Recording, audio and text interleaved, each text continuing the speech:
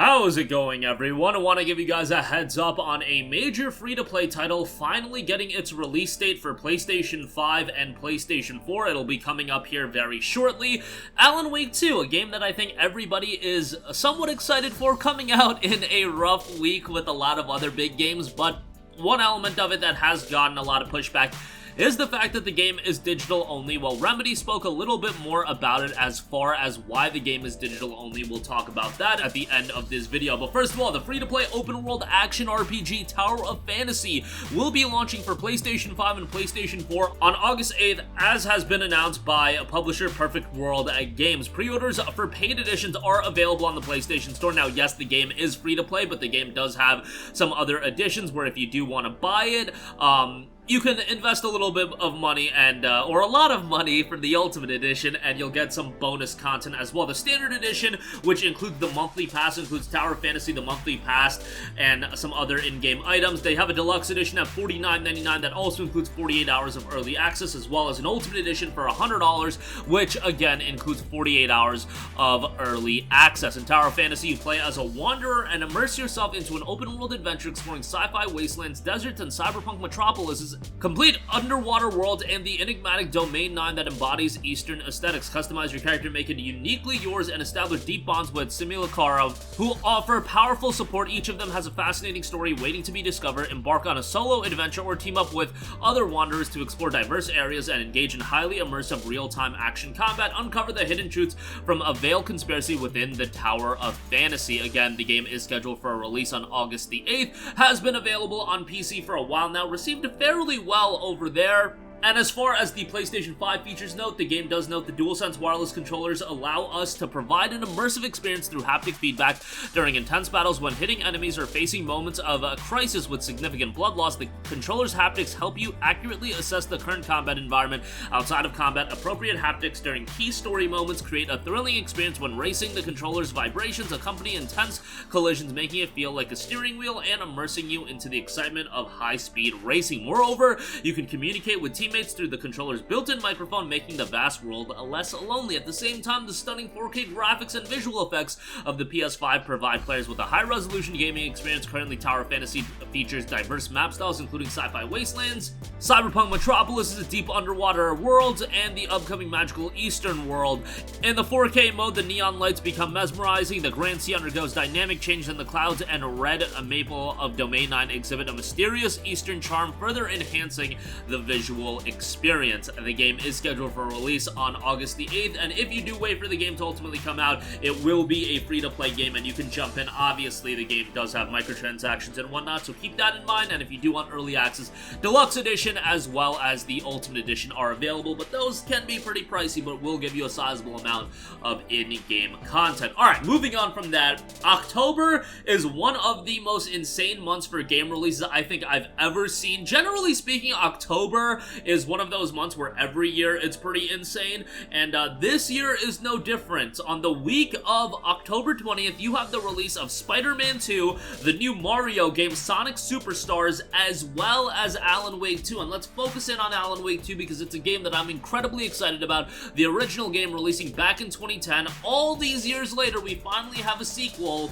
done by Remedy Games and published by Epic Games. Now, in an FAQ provided by developer Remedy, Alan Wake 2 will only have a digital release when it launches on October 17th later this year, with no plans for a physical release on disc at the time. THQ Nordic came out and said that they'd partner with Epic Games to make a physical version of the game come to fruition, and speaking to Eurogamer at Summer Game Fest earlier this month, Alan Wake 2's creative director Sam Lake and director Kyle Rowley gave us more detail on the reasoning behind going digital only, as noted in the article.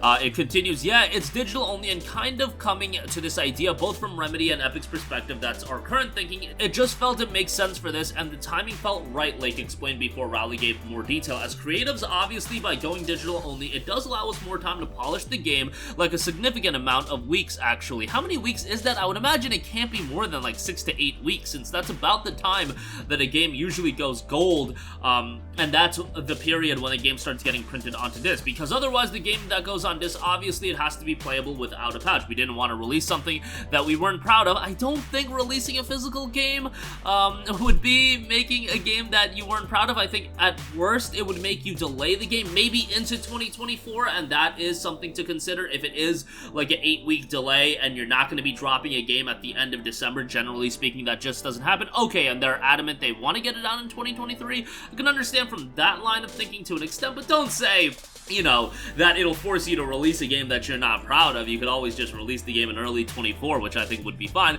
We didn't want to release something that we weren't proud of, basically, and we didn't want players to play, so hopefully this way we can give you a better version of the game. There are many reasons for this. For one, a large number of players have shifted to digital only. You can buy a Sony PlayStation 5 without a disc drive, and Microsoft's Xbox Series S is a digital only console. It's not uncommon to release modern games as digital only. It is uncommon, however, to release big budget AAA games as digital only. That does not happen often. I know there's some talk about Starfield potentially being a digital-only title, with you being able to buy a physical copy of the game from a case standpoint, but then there being a digital code. That has not been confirmed, so I'm not ready to say that that is a confirmation, but Alan Wake 2, if Starfield is in fact, it's just a case of the big high-end edition is a digital code, because that is the rumbling, much like what Sony has done with God of War Ragnarok and Horizon Forbidden West, then Alan Wake 2 would be the first major AAA big-budget game that I could recall that is a new release, being that it's not a port of an existing game. Let's say it was a Switch game and getting porting, etc., etc.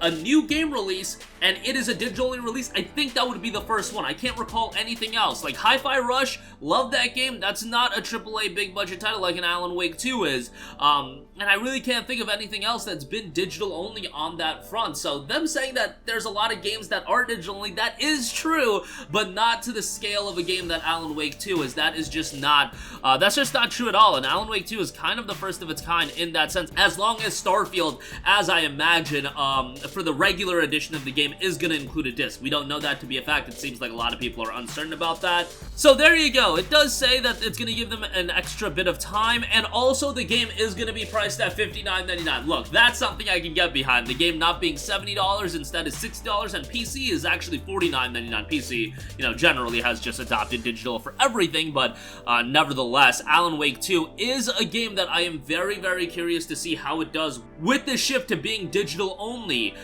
You know, it's something that I definitely understand that people online are going to be very upset about it, especially those that buy all their games physically, of course, but sometimes you don't get a gauge of, you know, the reception online versus how is it gonna really affect commercial numbers. Like, something can be super hyped up, you know, by internet metrics, but then it doesn't translate into actual commercial numbers, and the opposite can be true as well, where Alan Wake 2 may do well from a digital standpoint, and all of the pushback from it being a digital-only release will not actually resonate in terms of commercial numbers. We'll see how it turns out. By the way, while the game is $60, there is a deluxe edition that includes narrative, you know, expansions and whatnot, so that is something to consider as well. I believe that's $80, so that is fairly pricey. Of course, Alan Wake 1 did have a couple pieces of DLC as well, so that's not too surprising, but there you go with that. But that's gonna do it for me. Again, Tower of Fantasy, free-to-play open-world RPG coming to PS5 and PS4 on August the 8th. Be on the lookout for that. We'll probably talk about that more as we get closer to the release. And Alan Wake 2,